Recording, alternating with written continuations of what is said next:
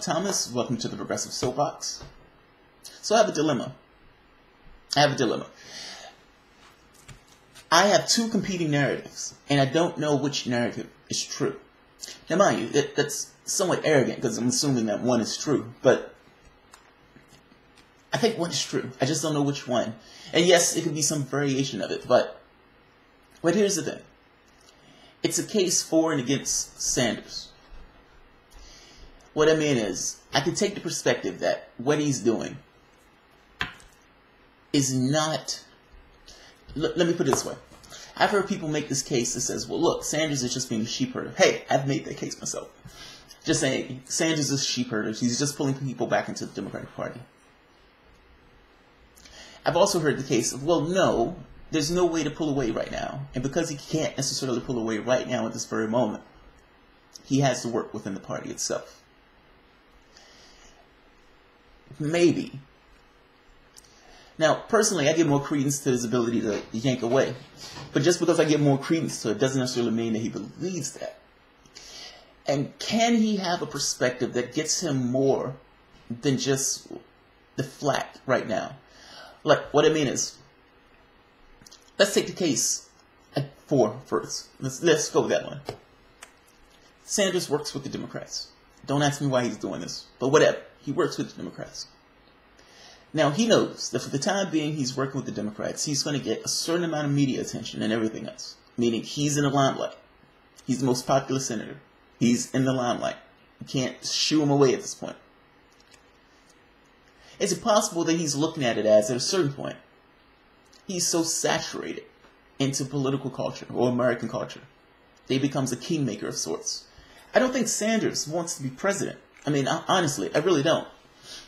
Would he necessarily want to put somebody in that office that has his values, that actually wants the job? Maybe. I think he's a statesman. I think he originally took the role because nobody else would take the role. I don't think he really thought he had a chance of winning, which made it that much easier to run and that much easier to essentially, this is what I am. I think he was shocked as hell, to a certain degree, when he saw all of these people like, holy shit, I might be able to win this thing. If I'm right on that particular one, then him jumping into the race before wasn't because he wanted to be president. He was jumping into the race to get his ideas out. When the chance of becoming president came up, he was there for it. All right, I'm here. Screw it. Let's do it. Let's do it. Let's change the world. The point I'm making is, under this model, he has no reason to jump into a third party. Zero. If it's not something that he really wanted to do, if it's something he was doing it just because he was being a statesman, you're like 80 years old. And I'm not, it's not a crack on his age. It's more of a recognition that that may not necessarily be something you want to do. Even though you may want these things to take place in regards to something changing, you may not want to be in that spot. So is it possible that his influence that he's trying to build up, just to get to the point where he can, I guess, cast that light on somebody else, in a sense? Maybe. Or I guess the other one is, does he think he can get what he wants to get accomplished through the Democratic Party? That's the other part. I've already told you I felt about that. No, I don't believe it. Until those guys get taken out their seats, no, I don't believe it at all. Now, the second part to that argument is being a bit of a prosecutor. And I have to be honest, I'm leaning more towards this argument. And it kills me to say that, but I am. So Sanders runs as an independent. Fair enough. He gets into the election. Now, he gets into the election legitimately. It's not a situation. I don't believe those people who say he got into it just to be a sheep herder and get those people to Clinton. I don't believe that. He gets into the race. He realizes, holy shit, I have a chance of winning this. Fair enough. Hillary loses. Trump gets elected. And he thinks to himself, damn it, we got to do something against Trump. I need to work with these guys because we need to do something against Trump. He becomes the outreach coordinator, which means in his mind, the way I can do something about Trump is to get people back into the party, which means he is literally functioning as a sheep herder to get those people back into the party.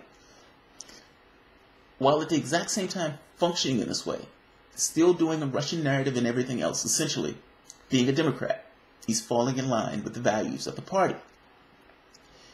He believes that if he puts this chum in the water, that he may get something out of it. Meaning this progressive stuff in the air, in the water. But I make the counter argument that, is it possible that the same media organizations that hated him before, that wouldn't talk to him, wouldn't put him on stage, would show a microphone of Trump before they showed Sanders? Is it possible that those media organizations also greatly dislike Trump, and as such are more apt to helping Democrats? In this very particular case, Sanders is the outreach coordinator. He's an independent, but he's working as an outreach coordinator from the Democratic Party. That is literally, he's bringing people into the party. That's his job. No, he's not a Democrat. Then why the hell are you functioning as a Democrat? That's the first part. 2, putting out this progressive policies and stuff like that. I made this analogy before. Yes, I want to pay this bill, but I'm sorry, I just lost my job. All of this stuff comes out when Democrats don't even have the strength to stop them from putting a maniac into the Supreme Court. There's no chance for this legislation to go anywhere. It's optics. It's just for show. Now, how many other Democrats? You could have every Democrat support these plans. They lose nothing by supporting them at this point because they're not going to get through. Now, maybe you could say, well, if Democrats take a vote on it, you can see who's whatever. The point I'm making to you is, this stuff looks good. It launders the image of the Democratic Party. Oh, look, these guys are putting out legislation for school. Oh, look, these guys are putting out legislation for healthcare. What are the chances of that legislation going anywhere?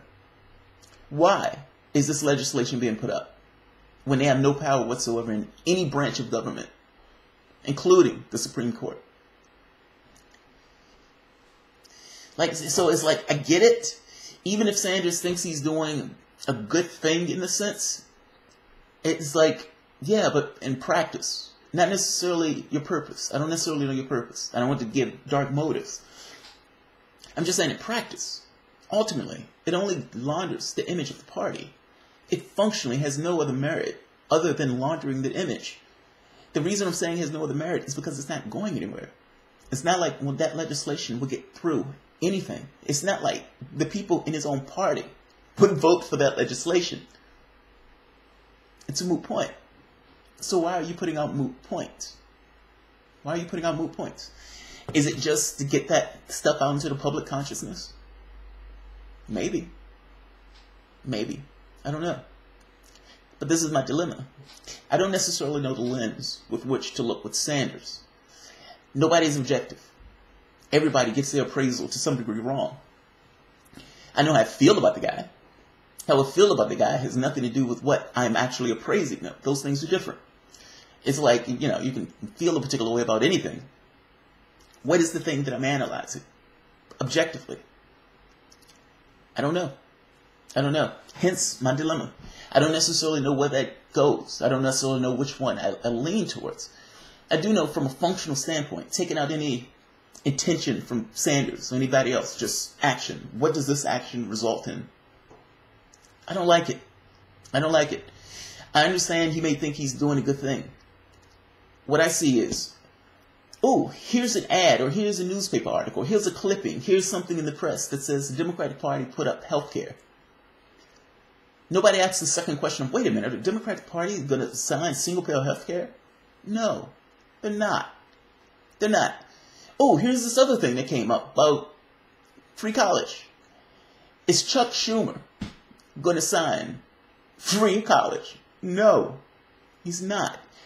The point I'm getting at is, it looks good, it's optics, but it's optics when they have no potential to do anything about. For the most part, they're just being opposition. They're trying to show contrast between who they are versus what the Republicans are. But that's not who they are.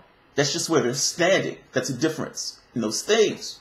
They're standing in the spot because they want to use that spot as an opposition to show contrast. That's not where they typically stand. And Sanders kind of being there to give them some cover for that. No, that's not right. It's counterproductive. And it's unnecessary. He doesn't have to play this goddamn role. I hate him playing this role. But